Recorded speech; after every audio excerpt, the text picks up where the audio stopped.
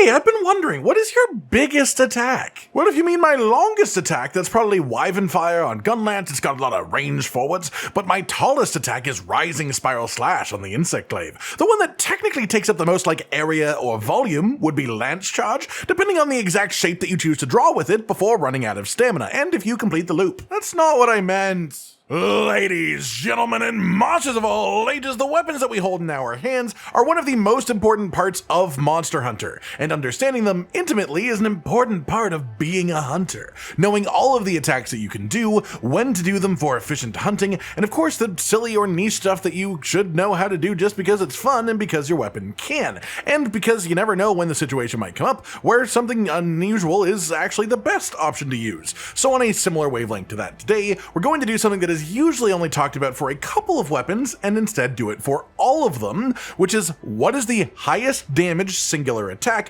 available to each weapon. Not the highest damage combo, not the overall highest damage from a single input, but the attack that has the potential for the highest singular number to pop up on screen. Because who doesn't like seeing really big numbers? At least, comparatively to the rest of the numbers that your weapon can do. Or at the very least, knowing where your big numbers comes from is quite useful to do. For your own knowledge then, I will be showing all of these with rarity 8 weapons, but no armor and no skills on that affect damage, just for the sake of some kind of consistent comparison, though obviously it will be at least a little bit finicky. And similarly, I won't be counting wounded body parts as affecting this, because all of these hits will be able to hit wounded parts and get damage bonuses from that, but obviously a mount finisher will always be hitting a wounded part, and something like sneak attacks will rarely hit a wounded part, so do consider that as well. That said, let's start with the Greatsword. You may think that you know the answer to this one already, and you probably do. It's fully charged power true charge slash. For those who don't know that name specifically, this is the third charged attack of the triangle combo for the weapon, and it becomes power true charge slash instead of regular true charge slash if you hit a monster in a weak part of their body, meaning that you get an orange number to pop up with the first part of the attack, which then powers up the actual big meaty damage number, which is the second part of it. And power or regular true charge slash is around a 27% increase for hitting that, so it is quite a big deal and very important for this specific discussion. That said, there is one other attack that is actually very close for Greatsword and Wiles, which is pretty surprising and worth shouting out as a result, and it's the follow-up cross slash after a successful offset, specifically if you charge the offset attack to level 3 before you let go. And that knowledge makes it very clear why fishing for offsets on Greatsword and then comboing that into power true charge slash is just an extremely strong way of playing the weapon, but that's Greatsword. It's built to be good at singular large numbers. Next, let's talk about Longsword, and things are going to get a bit funkier from here on out, and that's heavily because, especially in Wilds, this is a weapon built around getting a hell of a lot of tinier little hits adding up to make big numbers together, which is sort of the opposite of what we're talking about today.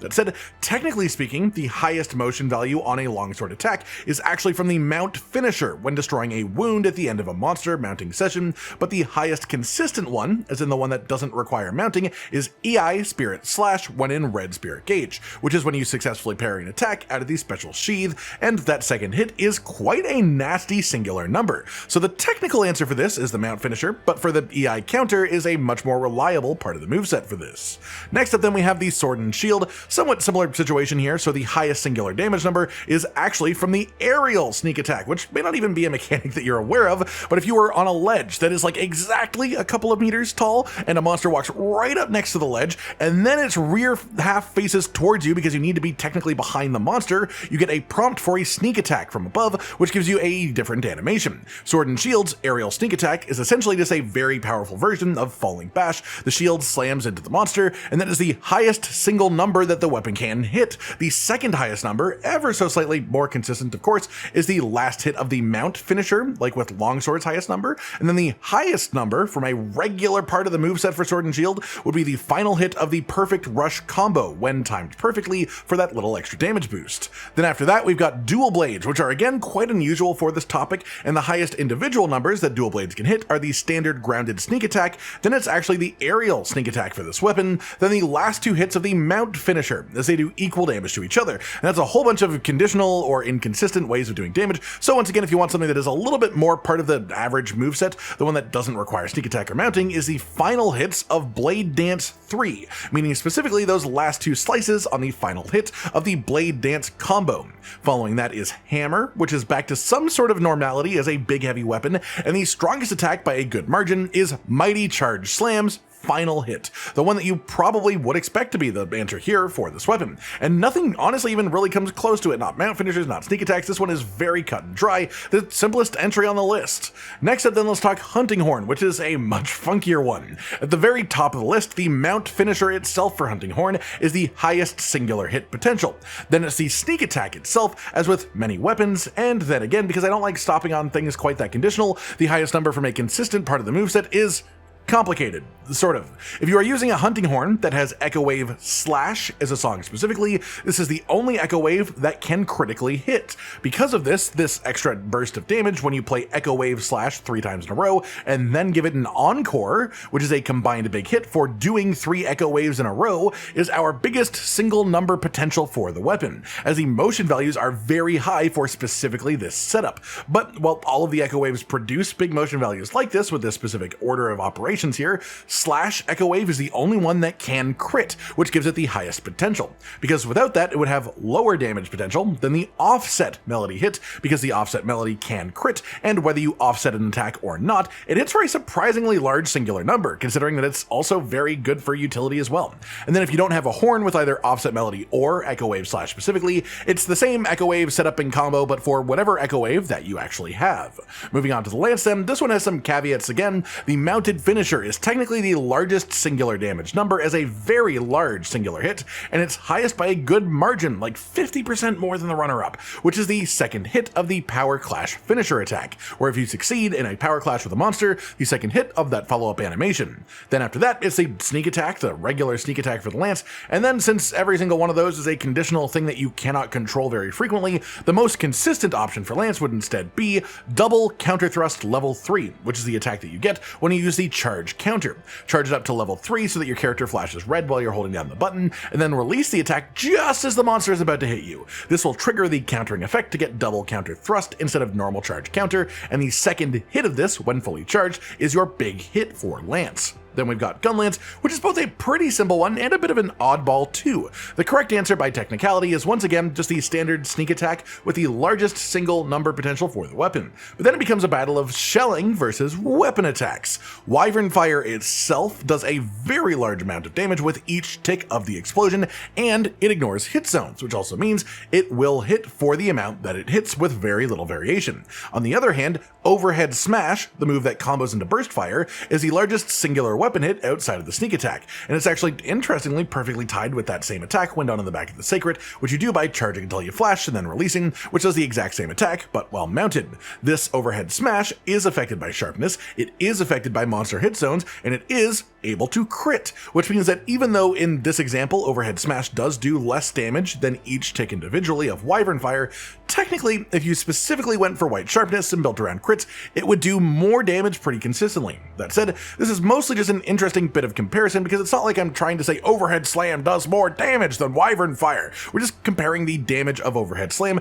to a single tick of Wyvern Fire's damage. Next up then is the Switch Axe, and you might think that this would be a weapon that has a less distinct singular big number, but it's actually quite cut and dry, with the biggest single hit being the final explosion pop from Zero Sum Discharge. This doesn't translate well on the training dummy target because Zero Sum Discharge will always count as hitting a poor body part by getting a gray number and a significant damage reduction as a result, but it is clearly comparable that even the end element discharge does a massive damage number, and then showing it on a monster you can see that Zero Sum Discharge also hits massive numbers, and it is comparatively higher than regular element discharge as well if you were to hit the same monster part with this too. So the answer for this one with no caveats at all is just Zero Sum Discharge's final explosion pop full on. After that we've got Charge Blade, relatively straightforward. The highest singular number is from the aerial sneak attack. As compared to the normal sneak attack, it makes a single number, not two, so the motion values aren't split up. That one number is the biggest that you will be able to get with the weapon. weapon. The highest number that isn't from a sneak attack is instead the one that you'll probably be quite aware of if you've played Charge Blade in previous Monster Hunter games, as it has always been the sort of wake-up attack for Charge Blade, at least in the 5th gen, which is the downward slamming weapon hit portion of super amped element discharge. Nothing hits higher than this except the aerial sneak attack. So hey, SAED isn't totally been overtaken by Savage Axe, right?